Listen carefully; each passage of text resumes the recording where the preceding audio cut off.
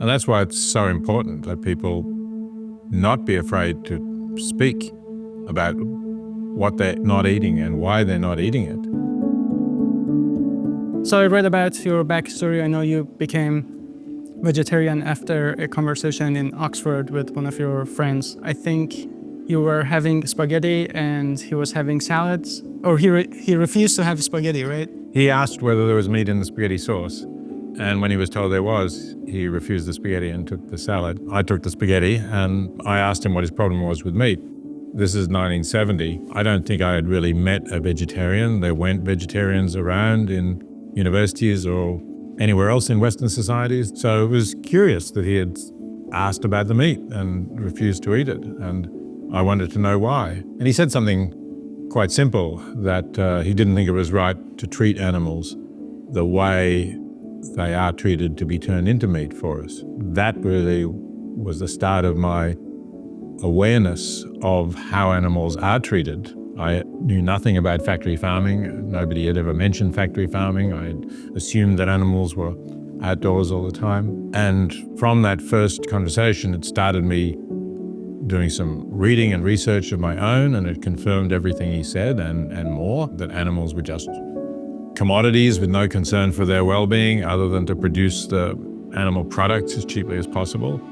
And I then started to think about the ethics of doing this. What on earth could it be that justifies us in treating other sentient beings like this? And eventually I decided the answer is nothing justifies it. It's just another of these prejudices that we have in our own interests, like the way that slave traders and the slave owners had prejudices against Africans, and men have often had prejudices against giving women equality in their societies. So this was another example of that, I became convinced. And just the fact that Richard was prepared to talk about that and speak about it changed everything in my life from that point on. And that's why it's so important that people not be afraid to speak about what they're not eating and why they're not eating it. If you don't do that, you're not taking advantage of the opportunity to change someone else's life in a positive way, and that person may then change someone else's life and someone else again. So you may end up influencing many people and being part of a movement that leads to real change in this area. Yeah, thinking about influence, that influenced you to write a book. You influence Ingrid Newkirk, you influence so many other influential vegans today with your work.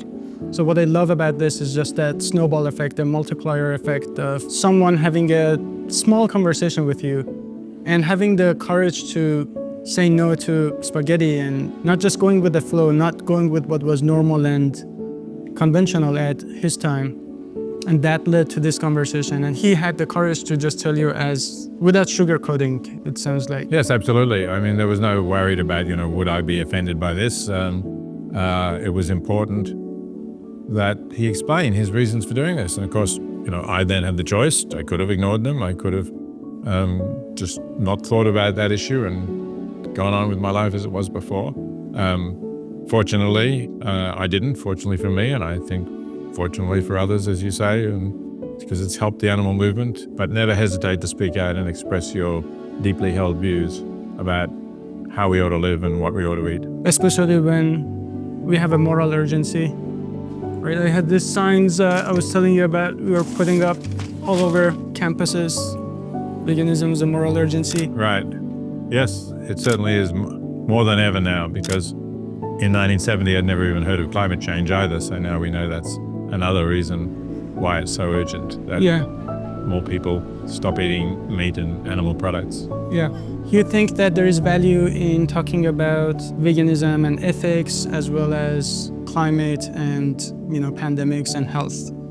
Oh, I think all of these are important, and different people will be moved by different things, but the combination is more powerful than any one of them individually. The fact that you're taking a stand against horrific animal suffering on a barely comprehensible scale, we're talking about billions of animals raised in factory farms each year in the United States alone. So that's a big thing. But the fact that the livestock industry contributes somewhere 10 to 15% of all greenhouse gases, that's something that we could much more easily stop than the use of fossil fuels, which requires different kinds of sources of energy. It takes time. But we could just stop eating animal products tomorrow and that would make a big difference. The market would cease to exist.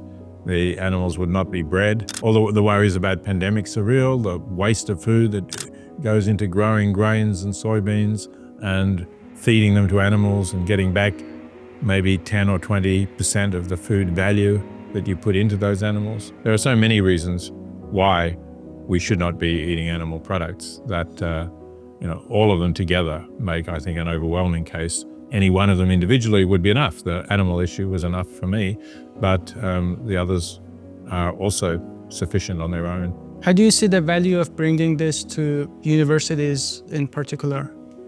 Well, I changed what I eat when I was a university student. One student days are days when you're more open to ideas, you can change, people do change in often very significant ways. So I think it's really important to bring these ideas to universities. And then, universities are educating people. They're going to go on to have, in many cases, significant and influential careers.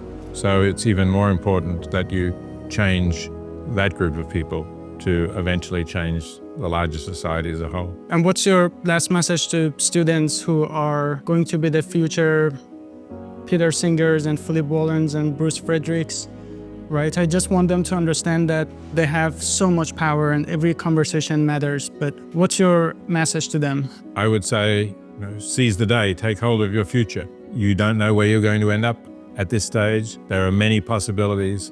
There are many ways in which you can make a difference.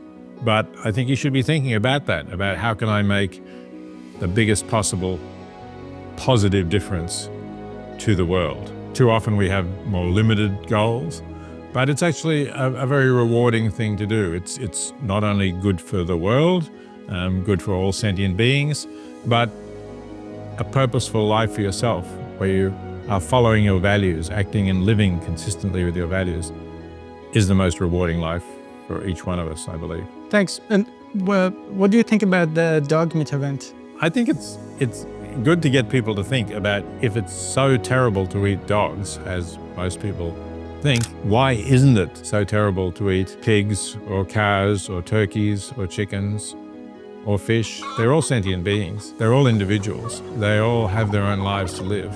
Why are we prepared to be complicit in an amount of suffering being inflicted on them that we would never tolerate for a minute if it were inflicted on a dog? So you think there is value in having those sort of conversations with these methods on college campuses and having students think about their relationships with animals? Do you think it's a valid technique to... I think whatever non-violent method you can use to get people to reflect about what they're eating and to think about what they might do with their lives is a worthwhile thing to do. Yeah. Thanks, Peter. Okay. Yeah, thanks. really appreciate it. Great to talk to you. Yeah.